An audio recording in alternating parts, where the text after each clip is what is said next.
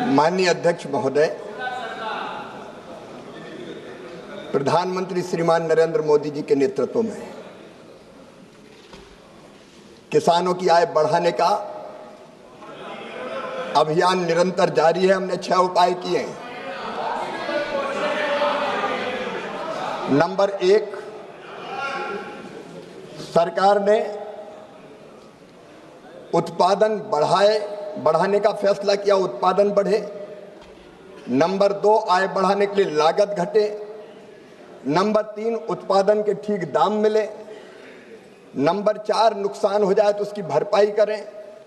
Number 5, कृषि का विविधीकरण, केवल एक फसल की खेती नहीं, फलों की खेती, फूलों की खेती, सब्जियों की खेती, औषधि खेती, कृषि वानिकी, मछली पालन, पशुपालन, अलग अलग अनेकों प्रयत्न किए। और आज मैं प्रसन्नतापूर्वक आपको बताना चाहता हूं माननीय अध्यक्ष महोदय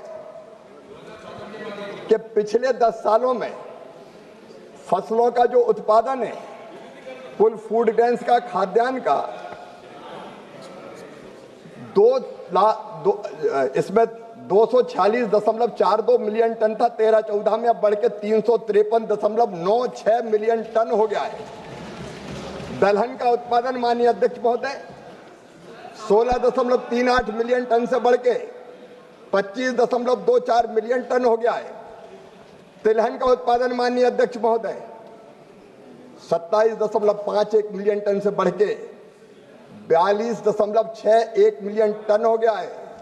और बागवानी का उत्पादन माननीय अध्यक्ष महोदय 280.70 मिलियन टन से बढ़ के 367.72 मिलियन मीट्रिक टन हो गया है।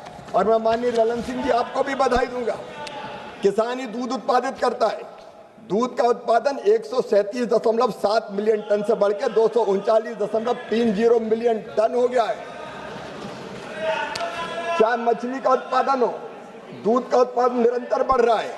और किसानों की आय का जहां तक सवाल है माननीय अध्यक्ष महोदय, मैं दावे के साथ कहता हूं कई किसानों की आय दुगनी से भी ज्यादा बढ़ी है। और हम जो उपाय कर रहे हैं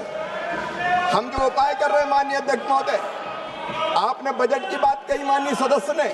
अरे आपके समय में जब आप उस सरकार का हिस्सा थे यूपीए की, तब केवल 27,000 करोड़ बजट था। बजट है 1,27,000 करोड़ रुपया।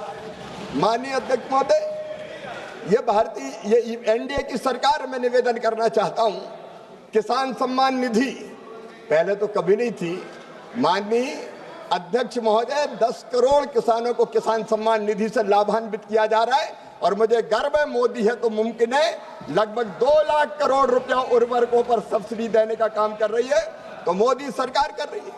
जब यूपीए की सरकार थी माननीय अध्यक्ष महोदय, तब केसीसी पर जो केसीसी और बाकी संस्थागत लोन मिलता था, वो लोन मिलता था केवल 7 लाख करोड़। आज वो लोन मिल रहा है 25 लाख करोड़ रुपया माननीय अध्यक्ष महोदय। फसल बीमा योजना के अंतर्गत मुझे कहते हुए गर्व है कि ये एनडीए की सरकार है जिसने 35,000 करोड़ रुपए के प्रीमियम के मुकाबले 1,83,000 करोड़ रुपए का क्लेम किसानों के खाते में डालने का काम किया है। ये एनडीए की सरकार है माननीय अध्यक्ष महोदय, जो किसानों की आय बढ़ाने के लिए मैकेनाइजेशन पर सब्सिडी दे रही है। पर ड्रॉप मोर क्रॉप में किसानों को ड्रिप और स्प्रिंकलर दिए जा रहे हैं। Poly house technology, green house technology, फलों पर सब्जियों के उत्पादन से लेके बाकी सब चीजों पर उत्पादन बढ़ाने के प्रयास और ठीक ढंग से खरीदने के प्रयास। माननीय अध्यक्ष महोदय, किसान की आय बढ़े, इसलिए इसी सरकार ने फैसला किया कि उत्पादन की लागत पे कम से कम 50% मुनाफा जोड़कर किसान को एमएसपी प्रदान की जाएगी। जब इनकी सरकार थी तो 50% उत्पादन की लागत पर जोड़ने से कैबिनेट की बैठक में इन्होंने इनकार कर दिया था कि बाजार को विकृत कर देगा। यह संभव नहीं है, ये इनका कहना था। और इसलिए मैं कह रहा हूं माननीय अध्यक्ष महोदय, एमएसपी पर रिकॉर्ड खरीदी हो रही है, नुकसान पर भरपाई की जा रही है। और यूरिया हो, डीएपी हो, बाकी उर्वरक हो, सब्सिडी पर उपलब्ध कराए जा रहे हैं। इससे किसानों की आय निरंतर बढ़ रही है माननीय अध्यक्ष महोदय। माननीय अध्यक्ष जी, आपने मुझे प्रश्नकाल में एक पूरक प्रश्न पूछने की अनुमति प्रदान की, इसलिए मैं आपका हृदय से आभार व्यक्त करता हूं।